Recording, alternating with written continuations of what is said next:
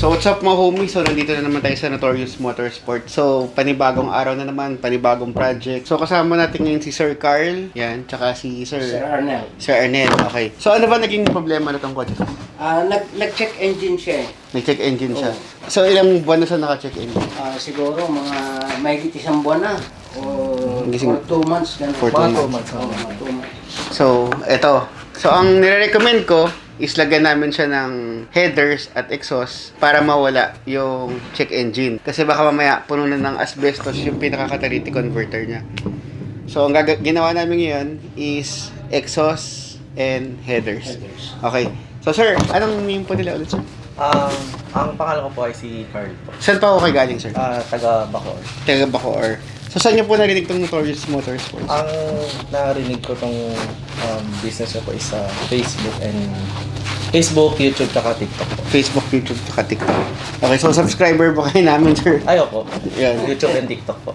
So, ano mo ba in-expect nyo? Na mawala yung check engine itong kotse natin? Pag ito nawala po, wala naman talaga Wala problema. na problema. Mabigat kasi sa ulo talaga, nasi-stress na rin po. Na-stress kayo? Okay. Stress po. So, subukan natin mawala. Pero, check natin mamaya. I-review natin yung kotse niya kung ano yung mga pagbabago na mangyari. So, kailangan mawala yung check engine.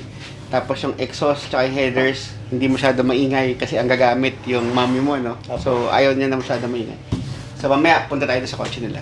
So, what's up mga homies? So, ito na naman yung bago natin project. So, bago natin project ngayon is Forester na XT. So, ang ginawa natin dito, tinanggal natin yung catalytic niya. Dahil ito na siya. So, lumang-luma na, nag-check engine na. So, kailangan na namin palitan dahil punong-puno siya ng asbestos o punong-puno na ng dumi. So, sinusubukan namin matanggal yung check engine niya. So, ito yung ginawa namin. So, nilagyan namin siya ng dual pipe na HKS. So, naka-Y pipe siya, kung mapapansin nyo. Tapos ito, naka-resonator pa rin. So, itong project natin na to, turbo to. Okay? Tapos ito, flanges. J-pipe, pinalitan din natin. Tapos, syempre, headers, tinanggalan natin yung catalytic converter niya. So, para mas maging matipid, tsaka medyo umingay ng konti yung tunog. At syempre, para maging malinis na rin yung pinaka-exhaust niya. So, ngayon, pakinggan na natin kung ano yung tunog niya.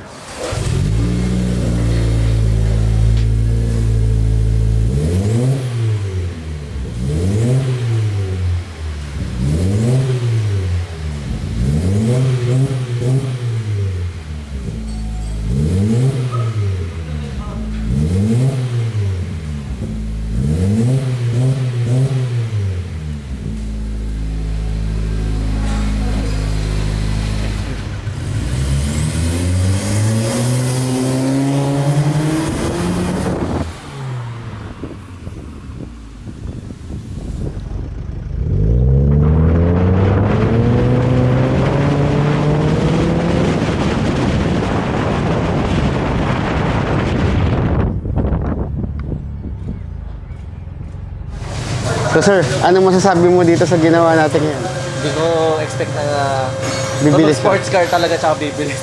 Okay. Expect ko pa rin yung tahimik lang, yung normal. Pero sobrang nakakatawa. Okay. Sige sir. Thank you po. Thank you.